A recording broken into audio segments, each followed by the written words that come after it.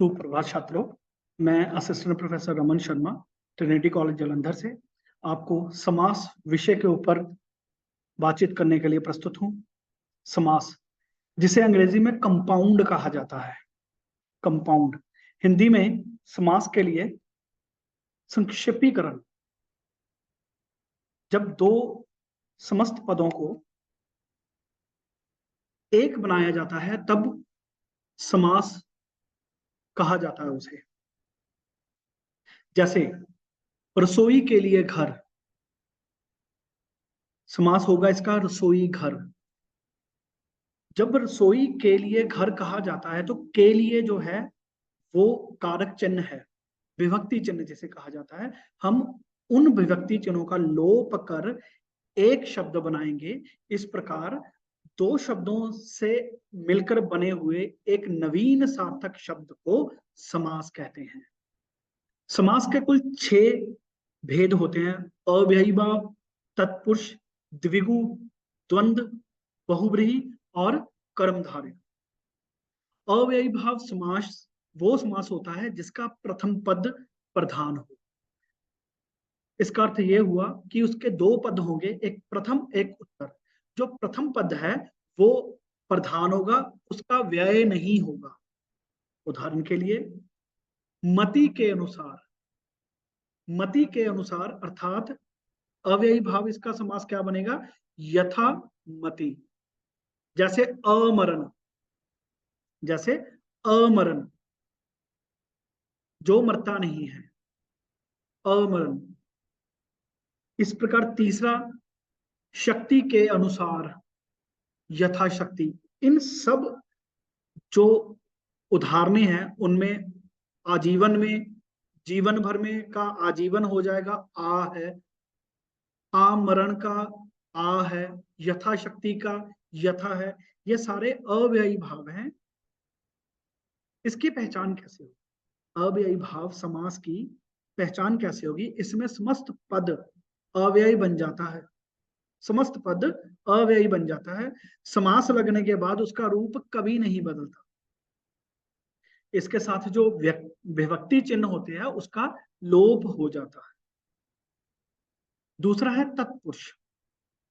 तत्पुरुष समास में उत्तर पद प्रधान होता है, जो पूर्व पद हो वो गौण हो जाता है। मायने ये हुए कि जो दूसरा पद है, उत्तर पद उसे कहते हैं, दूसरा पद है वो प्रधान हो जाएगा, और जो प्रथम पद है वो, जो पहले का पद है वो गौण हो जाएगा। जैसे तुलसीदास कृत, तो यहाँ क्या है? तुलसीदास द्वारा रचित। यहाँ द्वारा जो है और रचित जो है उसका लोप हो जाएगा। हम उसके स्थान पर समासिक पद क्या लिखेंगे? तुलसीदास कृत। तीसरा हमारे पास है कर्मधारय समास। कर्मधारय समास में उत्तर पद प्रधान होता है और जो पूर्व पद है वो विशेषण बन जाता है। अगर दूसरे शब्दों में कहूं तो जो उत्तर पद है वो विशेष्य है, और जो गौण पद है, दूसरा पद है, वो विशेषण होगा। उदाहरण के लिए चांद जैसा मुख, हम इसे कहते हैं चंद्रमुख।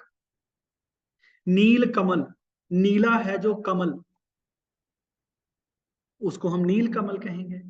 जैसे हरी मिर्च, देखिए मिर्च के बहुत प्रकार होते हैं, हरी होती है, लाल होती है, काली होती है, संतरी होती है, पीली होती है ना?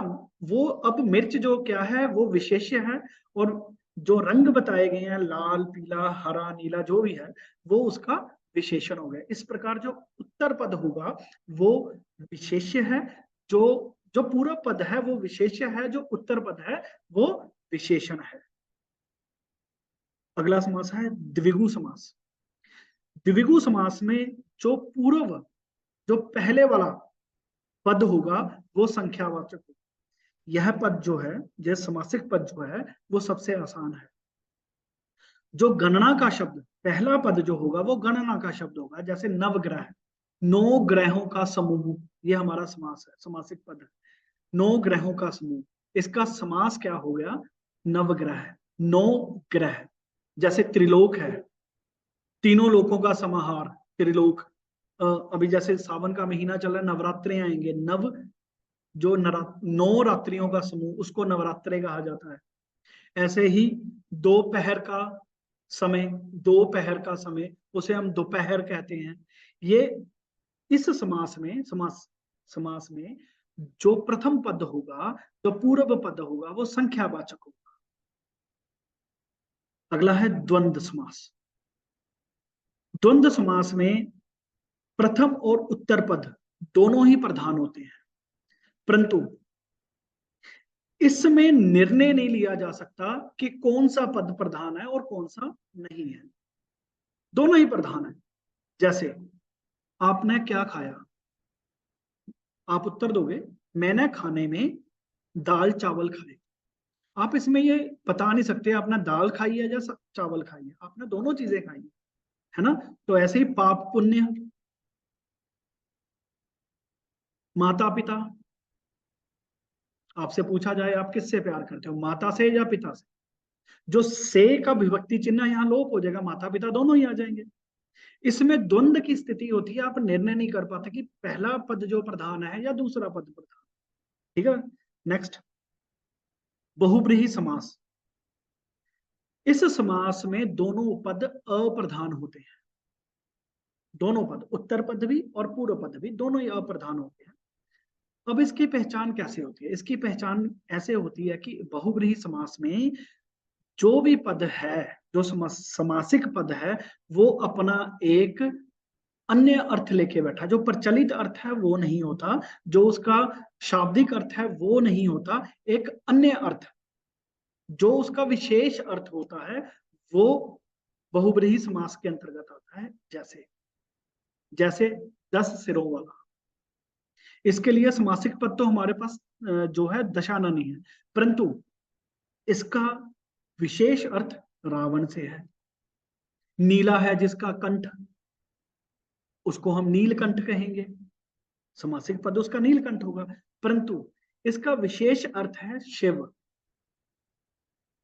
एक दांत वाला, एक दंत।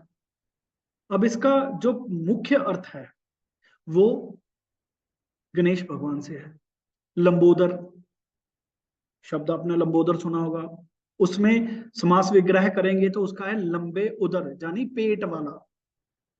तो लंबा पेट किसका है? गणेश जी का। ये इसका अलग से नया अर्थ निकलता है। दुरात्मा, जिसकी आत्मा बुरी हो, उसके लिए समासिक पद क्या है? बहुब्रीहि समास में क्या होगा? वो होगा कि वह व्यक्ति जिसकी, जिसे हम दुष्ट कहते हैं। इसी तरह पीला है जिसका वस्त्र, उसके लिए समासिक पद बहुब्रीहि समास क्या है? पीतांबर। अब पीतांबर कौन धारण करते हैं? भगवान श्री कृष्ण। इस प्रकार ये सारे के सारे समास जो किए हमने उन्हें ध्यान से सुन लें। पहला अव्ययी भाव, दूसरा तत्पुरुष, तीसरा द्विगु, चौथा द्वंद्व, पांचवा कर्मधारय समास और अंतिम बहुब्रीहि समास।